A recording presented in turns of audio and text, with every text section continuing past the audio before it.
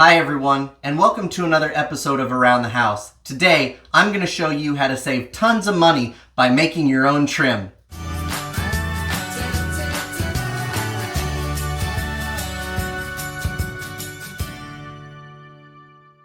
I don't know about you, but the price of lumber during this pandemic has been killing me.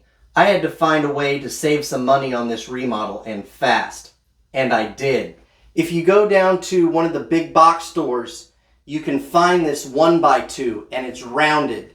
Make sure that you get the rounded because, believe it or not, it's just a hair thicker than the stuff that's actually squared off. Then all you have to do is split it down the middle or split it on an angle, and you can actually use this for trim, window trim, door stops, the transition on the floor from room to room, so many applications.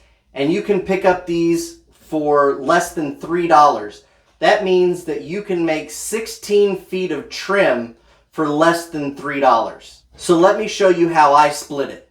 Put your blade at 0 degrees, and then you want to measure 3/8 of an inch in the front and the back of the blade. And then I have my blade set to 5 degrees in.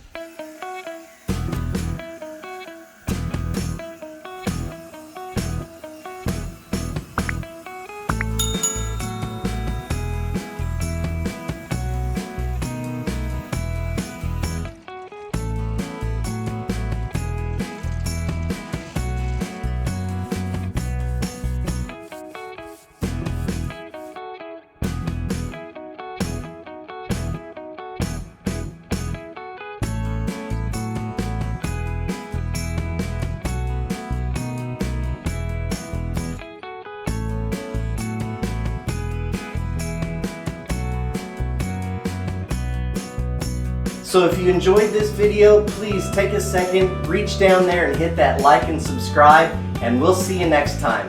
Bye.